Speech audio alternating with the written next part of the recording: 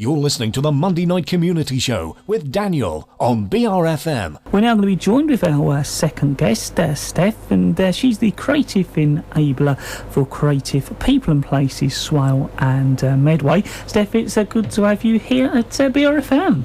Well, thanks very much for inviting me. It's great to be here.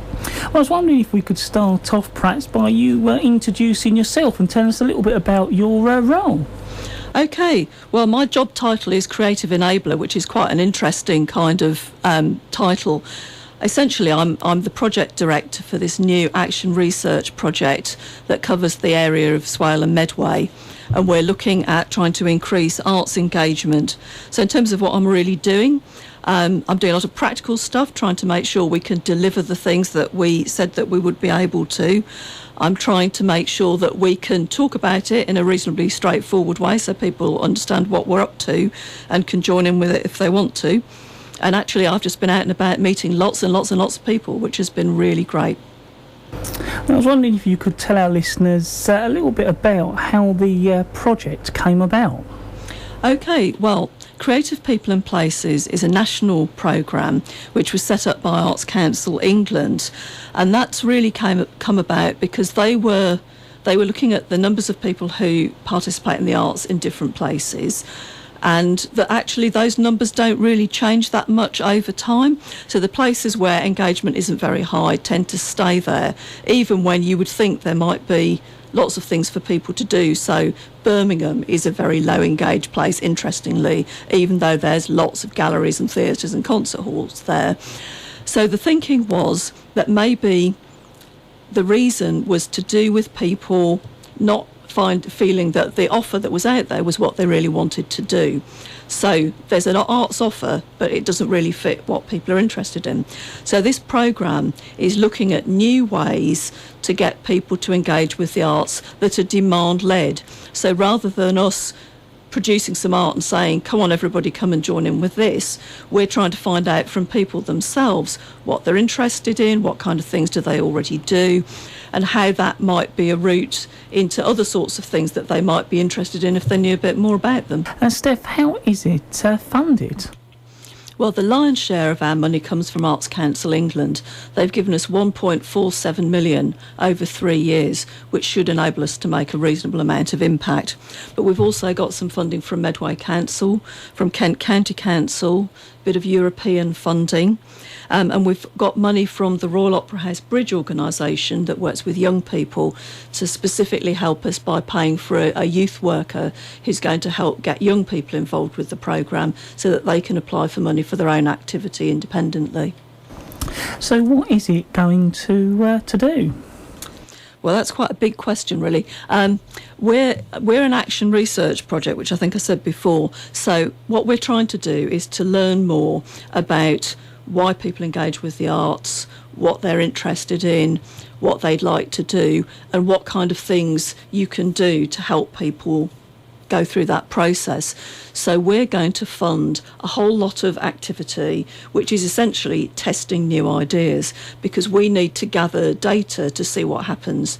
So we're offering a small grant programme for small experiments for people, arts organisations, individuals, non-arts organisations, anybody who thinks that they could do something with the arts in what they do, to try out new things. And we're going to ask them to collect a bit of information for us, and we'll have a look at all of that activity and see what we can learn from it. And then some of those projects may be able to be scaled up or reproduced in other places. So we'll get a kind of critical mass developing over time. And Steph, what will the benefits be for people in the area? Well, we hope by the end of the 3 years that we're funded for, the arts sector itself in Swale and Medway will be even more successful than it is now. So organisations will be making work, they'll be finding an audience for the work, they'll be able to sell tickets more effectively. So there'll be a whole lot of organisations that have grown bigger and more effective, and also there'll be new organisations that have come through that are just emerging now. Local people will have had the opportunity to see and take part in all sorts of stuff. We're hoping that amateur and voluntary groups will take advantage to develop themselves, to do new work, maybe to build up their equipment and ability. So that will be happening too. People will be able to take part in a whole load of stuff which hopefully will be of interest to them because they've helped generate the demand that it's there to meet. So there should be a really good fit between what people are interested in and what happens. And then there are also a whole load of additional benefits to do with things like economic benefits. So where there's a lot of arts activity, you also get benefits from tourism and so on, so that might benefit local businesses. And there's good evidence of benefits for people's health and their feelings of well-being as well from taking part in arts and cultural activity. So I hope that there'll be a whole load of kind of wider social benefits as well. So how can people get involved then? Well, there's a whole lot of things people can do, and I really hope they will get involved with us. So the first thing is to sign up for our mailing list. So if you look on our website, which is www.creativepeopleplace.info, you can sign up for the newsletter there and pin yourself on the map. So that gives us a record of everybody who's listening to our news, and that will be a way of finding out what's going on. You can nominate a community catalyst. We're looking for those people who are really active in the local community, people who are always doing things and getting other people involved in stuff. They don't have to be from the arts, but they might be. And we're looking for people to nominate those community catalysts, and then we have a pot of money that they can dip into to do activity if they've got ideas they'd like to test themselves. And then finally, you can apply for a small experiment. So this is our first year's programme. You can apply for up to £2,000 to test an idea, have a go, do a new bit of activity, or try something new around something that you do already. And again, look on the website to find out how to do that. And I think the real message is, please get involved with us.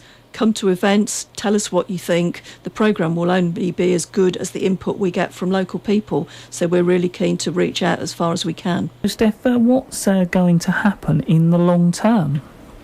Well, what we hope will happen is that the arts community in Swale and Medway will be thriving and producing masses of great stuff, and it'll be much more visible across Kent and well beyond for the quality of the work that it's producing, and that lots of things that are established through our programme will carry on after we've departed, or the current funding period is finished, through the efforts of the people taking part, because they'll be enjoying them and feeling the benefits themselves, so they'll want to make them carry on.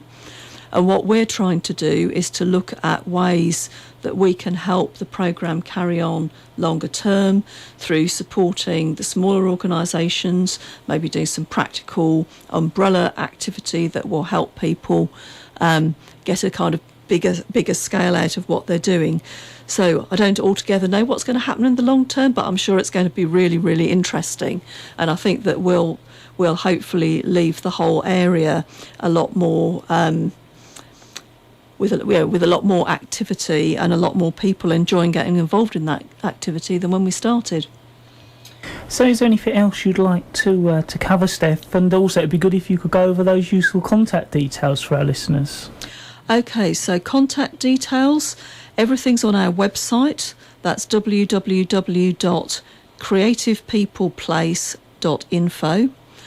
If you've got an idea you want to talk to us about, you can email contact@creativepeopleplace.info, or you can follow us on Twitter if you're a twittering kind of person, @ideas_test.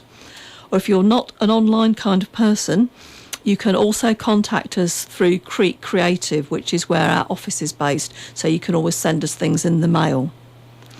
And in terms of a final thing to say, our first set of project decisions is going to be towards the end of July, so keep an eye on the website for the announcements. There's some really, really fantastic stuff lurking around, none of which I can talk about yet because we haven't made the decisions, but I think there's going to be some really, really exciting things happening over the summer from Creative People and Places, Swale and Medway. Well, Steph, it's been great to have you here at BRFM on the Monday Night Community Show. Thank you very much for coming along. Thanks very much, it's been great. That's Steph here at BRFM talking all about creative people and places, and she's the creative enabler.